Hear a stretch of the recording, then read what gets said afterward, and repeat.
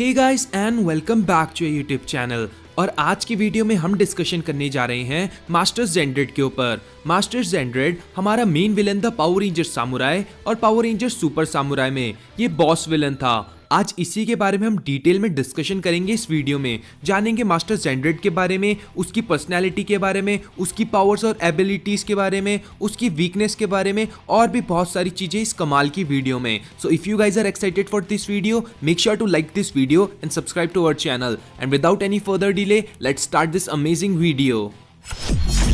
Welcome to A-Squad.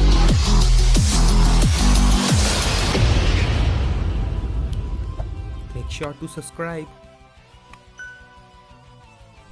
Master Xandred leader था Nighlok का और मेन विलन था पावर रेंजर सामुराई और सुपर सामुराई में। इसी के साथ अगर बात करें तो इसकी दुश्मनी होती शिबा क्लैन से। ये चाहता था कि वो शिबा क्लैन को डिस्ट्रॉय कर दे और अब शिबा क्लैन का नया मेंबर था जेडेन, तो ये जेडेन को भी मारना चाहता था। और इसके बुरे इरादे थे कि ये अर्थ पर सेंजू नदी के पानी को ला सके और पूरी दुनिया को सेंजू नदी से भर दे ताकि ये पूरी दुनिया पर राज कर सके। मास्टर जेंड्रेड नीदर वर्ल्ड से आए थे और वहां वो एक शिप में रहते थे जो सेंजू नदी पर फ्लोट करती थी। साथ ही हमने एक और चीज नोटिस करी कि मास्टर जेंड्रेड बहुत सारी दवाइयां लेते थे क्योंकि उनको बार बार हेडेक होता रहता था। इसके अलावा हमने एक और चीज देखी कि मास्टर जेंडर बहुत ही जल्दी गुस्सा हो जाते हैं और उन्हें दो लोगों से बहुत ज्यादा नफरत है, जो कि है डेकर और रेड रेंजर। भाई सालों से सामुराई रेंजर्स लड़ रहे हैं मास्टर जेंड्रेड से और नाइलॉक से ताकि वो अर्थ को प्रोटेक्ट कर सकें, लेकिन आखिरी वॉर जो हुई थी जेडन के फादर और मास्टर जेंड्रेड के बीच, उस समय मास्टर जेंड्रेड ने शिबा क्लैन के सारे मेंबर्स को हरा दिया था और वो जीत गया था। लेकिन इसी बीच 17th क्लैन के लीडर यानी जेडन के फादर ने सीलिंग सिंबल का यूज किया और मास्टर जेंड्रेड को सील कर दिया। और इसी के साथ जेडन के फादर ने अपने दोनों बच्चों को अलग कर दिया, जिसमें जेडन बनता है सामुराई रेंजर्स का लीडर और लॉरेन मास्टर करने जाती है सीलिंग सिंबल को, ताकि अगली बार जब मास्टर जेंड्रेड वापस आए तो वो उनको हरा सकें, वो उनको सील कर सकें। सालों बाद मास्टर जेंड्रेड वापस आ चुके हैं। जो पिछली बार सीलिंग सिंबल का यूज हुआ था वो ढंग से नहीं हुआ था, इस वजह से ये एक टेम्परेरी चोट थी और मास्टर जेंड्रेड हील हो रहे थे। और ऑक्टोरू अलग अलग नाइलॉक्स को भेजकर अर्थ पर डिस्ट्रक्शन कर रहा था, जिसकी वजह से सेंजू नदी का पानी ऊपर आएगा और अर्थ पर तबाही आ जाएगी। जब मास्टर जेंड्रेड उठते हैं तो वो बहुत खुश होते हैं, उन्हें लगता है उन्होंने पावर रेंजर्स को हरा दिया। लेकिन ऑक्टोरू उन्हें बताता है कि पावर रेंजर्स हारे नहीं है, अब नया क्लैन शुरू हो चुका है, नई पावर रेंजर की टीम आ चुकी है जिसको लीड कर रहा है जेडन। इसके बाद मास्टर जेंड्रेड वहां बहुत सारे नाइलॉक्स को भेजते रहते हैं, जिसकी वजह से वो अर्थ पर डिस्ट्रक्शन करते हैं और सेंजू नदी का पानी ऊपर आता जाता है। इससे मास्टर जेंड्रेड थोड़े बहुत खुश थे, लेकिन वो अभी भी अपनी बीमारी से जूझ रहे हैं और मेडिसिन लेते रहते हैं। इसके बाद हमें डेकर की एंट्री देखने को मिलती है। डेकर एक नाइलॉक और एक आधा इंसान है जो कि एक शराब से जूझ रहा है, लेकिन मास्टर जेंड्रेड उससे हेट करते हैं, वो उसे पसंद नहीं करते, तो इसलिए वो डायू को भेजते हैं ताकि डायू वहां डेकर को मार सके। लेकिन ऐसा नहीं होता और डायू वापस आ जाती है हार कर। इससे मास्टर जेंड्रेड बहुत गुस्सा होते हैं और उसका हारमोनियम तोड़ देते हैं। इसके बाद वहां आता है सेरेटोर और सेरेटोर मास्टर जेंड्रेड को बोलता है कि वो उनके लिए अर्थ को डिस्ट्रॉय कर देगा और सेंजू नदी के लेवल को ऊपर बढ़ा देगा। लेकिन बाद में हमें पता चलता है कि सेरेटोर मास्टर जेंड्रेड को धोखा दे रहा था और ये पता चलने के बाद मास्टर जेंड्रेड बहुत गुस्सा हो जाते हैं और ये जानते ही मास्टर जेंड्रेड उससे लड़ने अर्थ पर आ जाते हैं। लेकिन अर्थ पर आते ही मास्टर जेंड्रेड बहुत जल्दी सूखने लगते हैं, लेकिन ऑक्टोरू उन्हें जल्दी से शिप में वापस ले आता है। इसके बाद हफ्तों तक मास्टर जेंड्रेड पानी में यानी कि सेंजू नदी के अंदर रहते हैं ताकि वो अपनी पावर्स को गेन कर सकें। लेकिन शिप में आने से पहले मास्टर जेंड्रेड ने डायू के हारमोनियम को सही कर दिया था, साथ ही जेडन की भी बहुत हालत खराब करी थी। लेकिन सेरेटोर वो वहां से भाग जाता है। एक लंबे पीरियड ऑफ टाइम के बाद जेंड्रेड वापस आता है रेंजर से लड़ने और वो लड़ता है सामुराई रेंजर से, जिसको लीड कर रही थी ट्रू रेड रेंजर लॉरेन। लेकिन यहाँ पर क्या होता है, जो हमारा मास्टर जेंड्रेड है वो डायू को एब्जॉर्ब कर लेता है, उसकी ह्यूमैनिटी को सोख लेता है, जिस वजह से अब वो जल्दी से सूखता नहीं है और उसको सेंजू नदी के पानी की जरूरत भी नहीं है।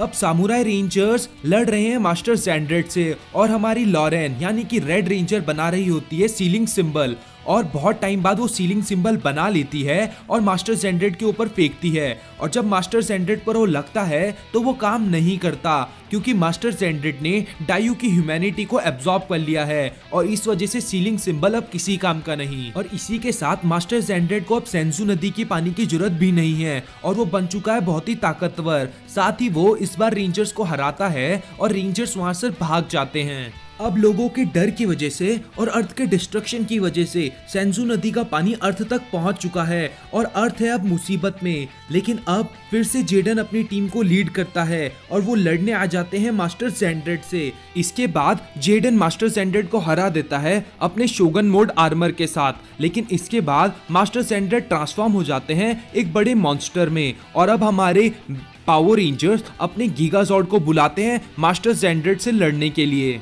लेकिन जैसे ही हमारे रेंजर्स मास्टर जेंड्रेड के ऊपर अटैक करते हैं, इससे पहले मास्टर जेंड्रेड उनके ऊपर अटैक कर देता है और उनके कुछ जॉर्ड्स निकल जाते हैं और फाइनली बचता है सामुराई मेगाजॉर्ड। और वो सामुराई मेगाजॉर्ड में अपने आप को डीमॉर्फ करके पूरी की पूरी सिंबल पावर यूज करते हैं और एक फाइनल स्ट्राइक के साथ मास्टर जेंड्रेड को हरा देते हैं। और इसके बाद मास्टर जेंड्रेड की डिफीट हो चुकी है और वो डिस्ट्रॉय हो चुके हैं और रेंजर्स फिर से जीत चुके हैं। इसके बाद सेंजू नदी का पानी वापस अपने नीदर वर्ल्ड पर चला जाता है और सामुराई रेंजर्स जीत हमारी हुई।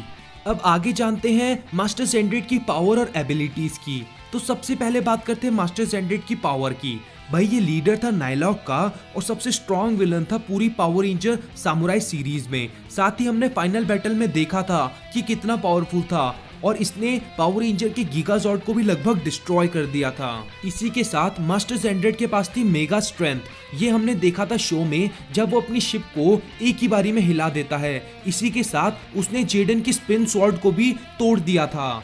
इसी के साथ हमारे मास्टर जेंड्रेड के पास पावर है म्यूटेशन की। हमने शो में देखा था मास्टर जेंड्रेड नाइलॉक को म्यूटेट कर देते थे जो उसको धोखा देते थे। इसी के साथ मास्टर जेंड्रेड बहुत ड्यूरेबल भी हैं। हमने शो में तब देखा जब जेडन ने अपना ब्लेजिंग स्ट्राइक स्मैश उनके कंधे पर मारा, इससे मास्टर जेंड्रेड को कुछ भी नहीं हुआ। इसके अलावा अगर बात करें तो शिबा फायर पावर से भी जेडन ने जब अटैक किया था मास्टर जेंड्रेड के ऊपर तो भी उनको कुछ नहीं हुआ। तब हुआ जब उन्होंने उसके वीक पॉइंट पर मारा।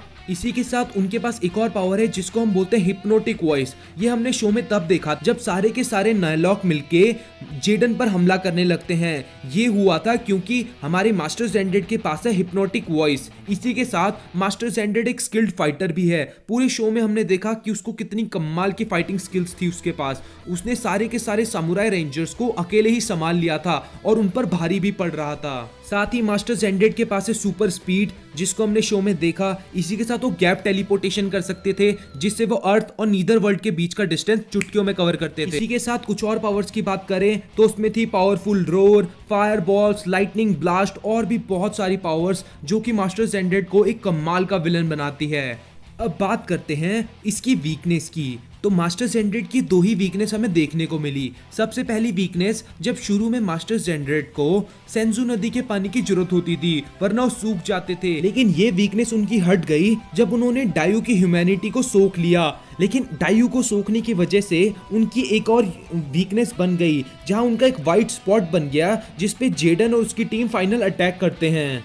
तो यही सभी बातें थी पावर रेंजर सामुराई के विलेन मास्टर जेंड्रेड के बारे में। आपको ये वीडियो कैसी लगी हमें जरूर बताना। वीडियो पसंद आई हो तो लाइक करना, चैनल को सब्सक्राइब करना और अपने व्यूज कमेंट जरूर करना।